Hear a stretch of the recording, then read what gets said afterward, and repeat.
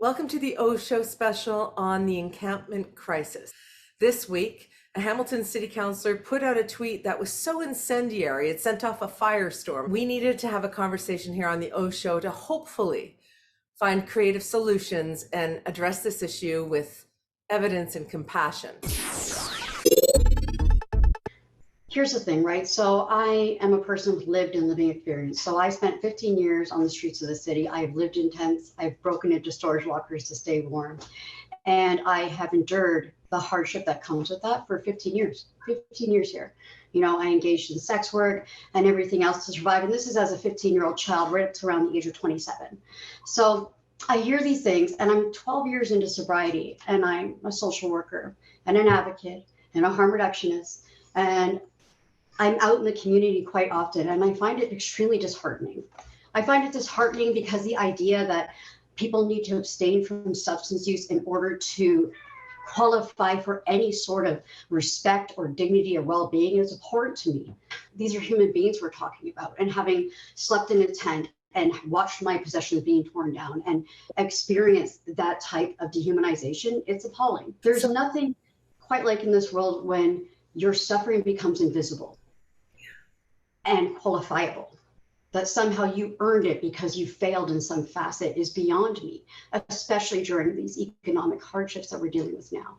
Putting, rules on people who have nothing that aren't applied to any other residents in the city. We all create garbage. None of us are up by 7 a.m. ready to pack up our stuff and go, even if we have somewhere to go, which they don't, right? Yeah.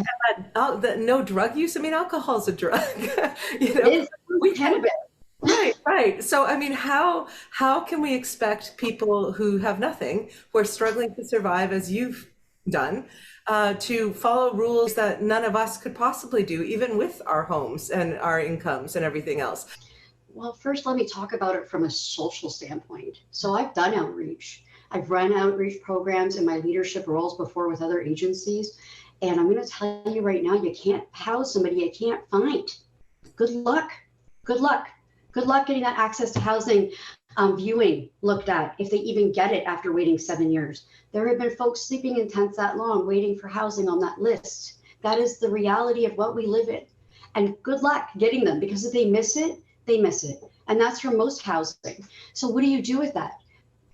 When we had the bylaw implemented during COVID, remember the 510 bylaw? It worked for a lot of outreach workers because we could find people, we could complete applications, we could explore possibilities, we could get them to appointments for health, for income, for ID. Like, you can't get housing, you can't even do an access to housing application without identification. Well, how do you do that for somebody who has nothing? How? It takes a long time, and even the ID clinic at Irwin Court takes months because they pay for it and they vouch for it and all these places, and I'm really grateful for it. But we're not looking at 6-week timelines like when I renew my driver's license. That's not reality. None of this is. So we have an access to housing wait list that's 7 to 10 years long. We have people on ODSP who get $1,200 a month.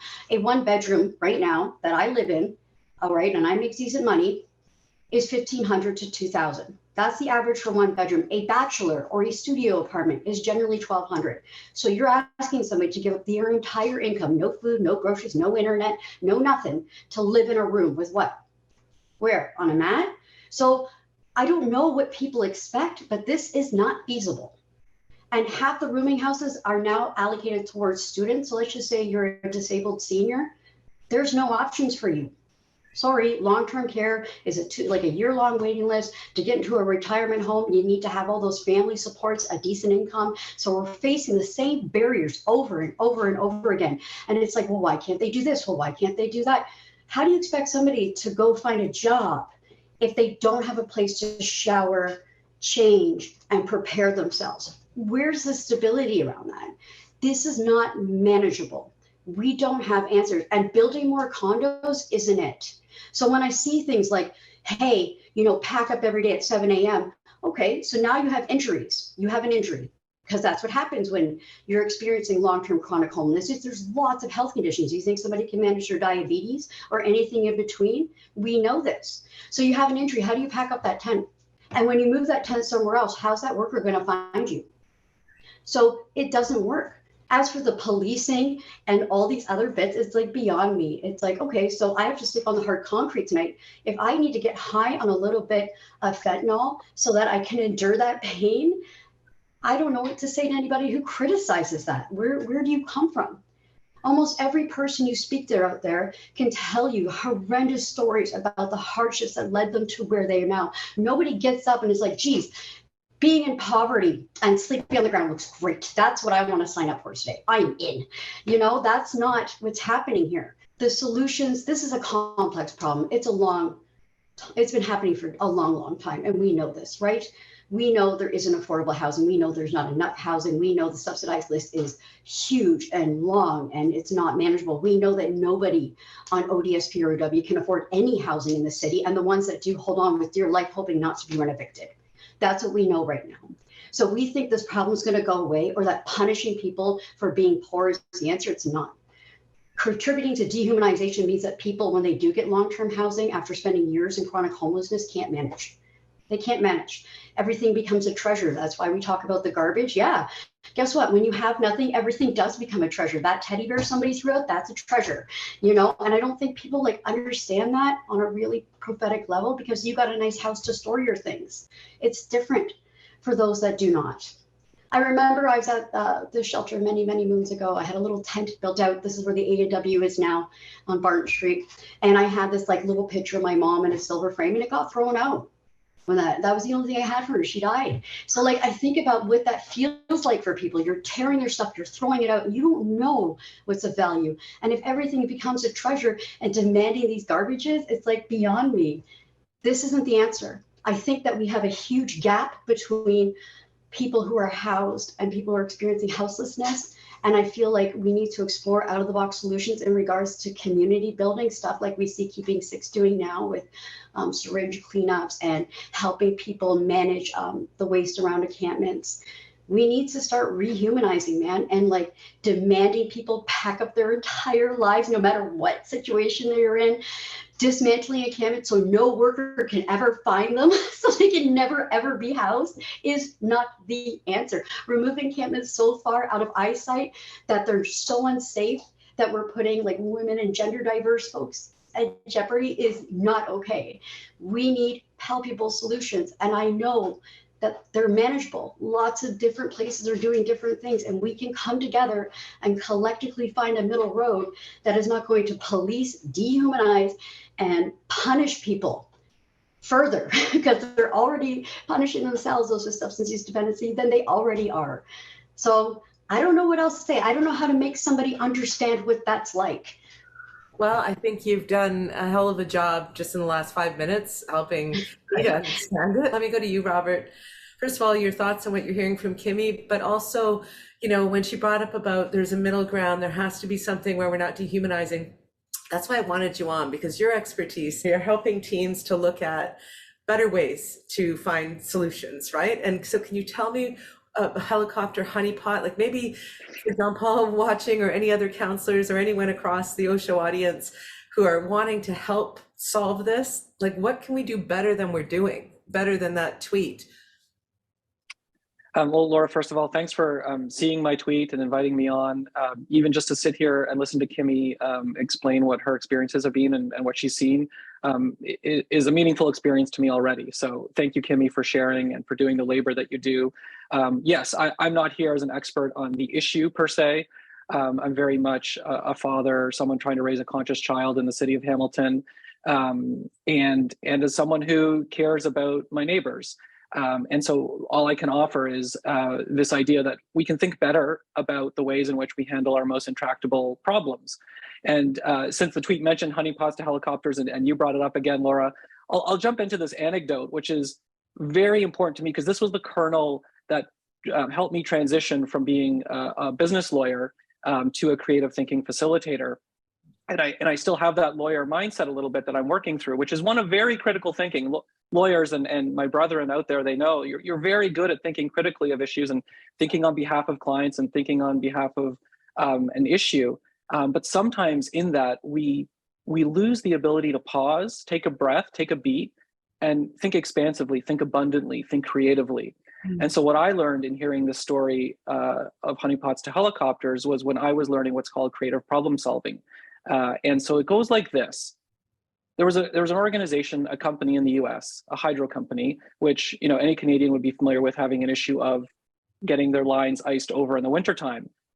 It's costly, it's loss of revenue, it imperils customers down the line, and they weren't solving it. It was a consistent issue, and they needed a new way to think about a solution. So instead of just relying on the experts, i.e. their maintenance team or maybe some consultants who were involved, they brought a wide swath of folks together from the organization, from top to bottom, perhaps one might say from the janitor on up.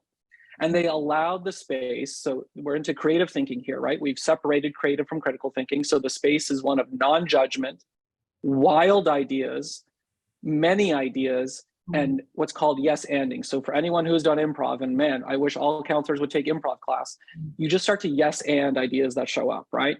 And so one idea that showed up was, well, why don't we put honeypots on our hydro lines? Okay, well, why would we do that? Oh, the bears will climb the hydro lines, shake the lines, and the ice will fall off. Okay, now that's patently ridiculous, right?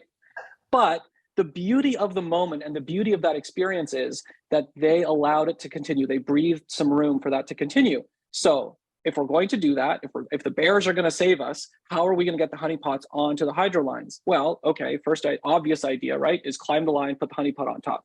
Next one might be a fire truck. A fire truck brings along their crane and they put the honeypot on. As we start to get wilder, you might use a slingshot. You might use a catapult. And then, wouldn't you know it, someone suggests, what if we used helicopters? Helicopters. Oh yeah, the downdraft from the rotor blades shakes the lines and the ice falls off. Well, that's the solution, everyone. But you had to go to the craziness of honeypots, the wild, the silly idea of honeypots to get to the eventual very effective, very cost-effective solution of helicopter buzzing. And so how did that happen? Well, people agreed on the precepts of what they were doing. They were thinking creatively first, and then they were going to analyze it critically second. And that allowed for silliness, for joy, for creativity to seep into the process. And as they did so, they went to a place where it wasn't obvious they were getting to a solution, and then the solution presented itself. Because probably someone in the room is an expert on, physics of helicopters, which is not something I would be, but presumably there's something there. And I think that, Councillor's tweet, along with many other tweets from politicians and policymakers, is one that, really gets me frustrated, because oftentimes when we start with limitations and constraints, and I think Kimmie mentioned this, if you start from a place of limitation and constraint, you're not going to get the best solution. You may get a solution, but you're not going to get the best solution. Well, I love that. And Kimmie, I saw you nodding emphatically when he was talking about janitor on up, right? How important is it for council, who's actually discussing this again this week, and they've made some progress on their encampment policy, but how important is it for them to hear from people like yourself who have the whole range of experience on the issue, from living through it to helping other people move through it? And then what solutions would you want them to hear from you? Whether it's a honeypot on a wire line kind of way out there, or something more traditional that they're still not doing or still not getting the value proposition of. What would you say?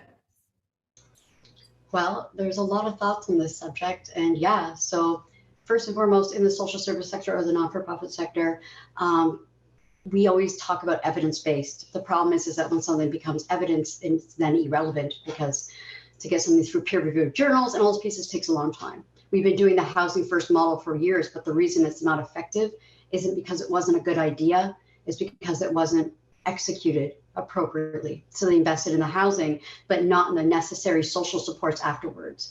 There's some pilot projects that attempted to facilitate this. City Housing did one for the community hub at the Vineyard Towers, for an example. And has their START program, which is pretty new and amazing. So there's places doing it, but without that piece to that practice, it falls flat, because the idea is we meet people's most basic needs and then we put in supports. The thing is, we weren't putting in the supports. Gotcha. And then COVID hit and it got worse. And we're dealing with a mental health crisis, a drug poisoning crisis that has killed 35,000 Canadians in this country since 2016. And We have an over-completed wait list. So what do we do? What are the options? We have shelters that are completely at capacity. All of them have turns ways. There is no empty beds. Even VAW shelters often send women out of town. So this is what we're dealing with, right? And then we have this huge wait list with city housing. So what are some palpable solutions? The thing is that people are going to use drugs. They have for millennia. We know this. So working from a harm reduction model and a trauma-informed model requires us to reimagine housing in some really cool ways. We need to look at the residential care sector for high acuity mental health, because most of those for-profit facilities actually aren't capable of handling some of these folks, right? Because most of their staff are not even trained social service workers or community workers. Some of them have DS, but that's like the extent of it, right? So we need to look, and Indwell's doing it already. They have an RCF that's pretty, one of the best in my opinion, right? So we need facilities that offer like medication management, case management support. In city housing currently, in some of their buildings, they have like 100 residents per caseworker. That's impossible. Nothing will get done until it's critical, and it's not fair to the workers. You have high turnover, high burnout. You have half these housing workers, both in shelter and housing environments, making maybe $20 an hour. So they can't even afford it, because a one bedroom with a vehicle in the city is like $60K a year to live. Like, let's be very clear here. So you have housing workers fighting for other people's housing that can barely hold on to their own. So it's with school debt. Like, let me just add to that, like about $50K of school debt for some of them. So we need to think about these things. So how do we do it? How do we stop this high turnover so that we have continuity in care? How do we imagine housing in a different facet where it's dynamic and diverse, and we're not taking people straight off the streets after experiencing long-term chronic homelessness that needs to relearn behaviors? I did. I had to learn how to bill. I had to learn how to clean a house and grocery shop. I was food hoarding for a while, for crying out loud, because I suffered food insecurity for so long, and that happens. So let's talk about it. How do we come in and support people through wraparound care, both with managing their substance use through a harm reduction lens, instead of just waiting till it's bad enough and throwing them out? How do we manage a situation where somebody gets onto their first housing apartment, but they're only allowed to live there, so they have to tell that friend who kept them warm in that tent for God knows how long that they can't stay in that house tonight? That's what they ask. That's what they have to ask them to do, because it's one per unit. And I understand why that exists. However, we need to think different. We need housing, like co-opting housing is a great solution as well. I know that they did this huge study with McMaster, myself and many others participated, along with like a bunch of women and gender diverse folks in the community. And a lot of women want like co-housing where they have their own spaces, but like shared community spaces. Yeah.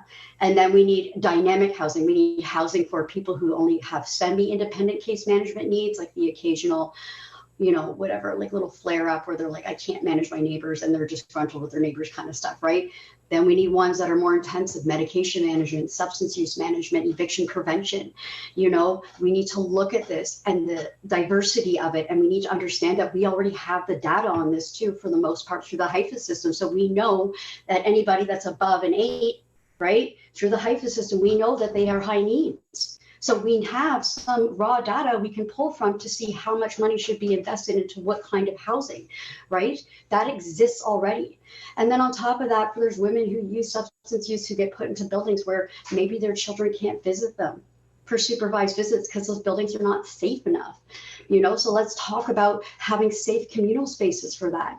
Let's explore palpable solutions, dynamic solutions. As for the sanctioned sites, you can't take those away. Nobody can find anybody. Somebody disappears off the map, they're gone. So that's not manageable. It's impossible. You're asking the impossible. I understand the risk teams out there. I understand social naps out there. I understand the city mental health outreach out there. I think they do incredible work. However, they can't push the list any more than anybody else. They can't. And at the end of the day, nobody can find anybody. I've gone out with all of them looking for one client by the same agency, sent out to get this application site for Indigenous housing. And all of us are searching for this human being. That's ridiculous. It's not deemable. So what else can we look at? We can look at Universal Basic Income Project. That was a great project. Nobody can afford housing, make it affordable. We have the COB program where they subsidize housing, except it's too high barrier. They need to relook at it. Workers and people who are experiencing homelessness have been yelling from the rooftops for the last 3 years at different levels, right? From the Hamilton drug strategy to anybody that'll listen. This is what we need. Pay workers more so they stay. Give them benefits. We see a lot of messed up stuff. I've broken countless ribs providing life-saving measures to people experiencing overdose during the pandemic. There's not enough support for the social workers providing care. There's not enough support for the people who need it. So if they can't afford housing and we can't build enough housing, then let's get creative. Let's look outside the box. We need the sanctioned sites because we have to find people. It's the only way through. We can explore what that looks like in practice, but that has to happen. The next piece is like, we need to embrace different models and move away from this for-profit residential care piece, because we need people that are thoroughly trained within the social service sector that can operate and de-escalate somebody in a mental health crisis, who can manage somebody with behavioral challenges or, acute schizophrenia, schizoaffective bipolarism. It doesn't matter. We need palpable, tangible solutions, and we need to think outside the box. We need to have, if we're going to have harm reduction buildings, then we need, a safe injection site like the YWCA is doing at Carol Ann's place, so that they can use safely, reducing the probability of death, because almost all the overdoses that are happening to our tradespeople. Men 16 to 64 across this country are dying in droves because it's so stigmatized and because their bodies are breaking within the fields of trades. You know what I mean? So let's talk about this. Let's look at it dynamically. How do we move forward? We get together and we look at how this can happen, right? We also have a bunch of city housing buildings that are in desperate need of repairs. Let's talk about it. Let's build community. Let's move away from gentrification and talk about community building, community gardens, embracing these things, building the disconnect between those experiencing houselessness and those who are housed. Let's talk about taking some of these more rough buildings and finding ways to solicit connection, because that's what we need. When there's this thing called the broken window theory, right? So when a bunch of windows are broken in a neighborhood, people start to care less about it. They're less invested into it. So how do we reverse that? How do we think about it differently? We can. Creative arts projects, caring about community, building relationships, investing in dynamic housing solutions to meet the unique needs of people. Start pulling people out of these transitional living programs and not taking them right off the street when they're not totally ready, because some of the behaviors haven't been managed, which will get them evicted right away from city housing or other units. And city housing, you're evicted, you're off the list. You can't reapply for 5 years. So this, we are screaming from the rooftops, every one of us, all the time, think different, think different. This is what we can do. And I don't think anybody's really listening. I understand there's a cost to this. I understand that the biggest concern is the raise of property taxes, and that's a legitimate concern. But I also feel at this point, we have called a state an emergency for a reason. And at some point, our federal and provincial governments need to intervene, because this crisis is well beyond our municipality to manage. It is. It's too big. We need help. We have one of the highest overdose rates in this province. We have so many people without housing and no means to secure it, being criticized, brutalized, and pushed to the recesses. And then on top of that, we're just coming here. We're like, let's ticket them $750 for trespassing. Yes, let's ticket people and ruin their credit. On top of the fact they have no idea and they're sleeping in a tent, because that will get them housed. That's the answer here for sure. And I'm mind blown by the punitive measures that have never worked and won't work on a problem that will absolutely 100% escalate. And it's just beyond me. It's no, we can do better. There's places already doing it. We can mimic some of these things. I believe in the tiny home project as well, but I think it needs to be very careful in how it's executed, right? Finding our middle way through that. But yeah, let's think different. Let's build together. Kimmie, have you ever said this to council? Have you ever had that opportunity?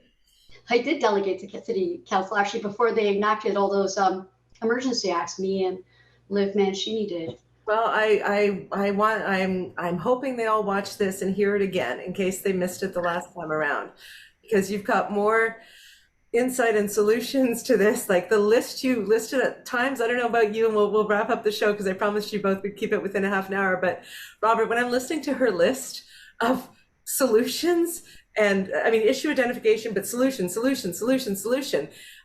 Partly I'm overwhelmed, partly I feel ashamed and sad that I haven't done more. that we're not doing more. I feel sick about it.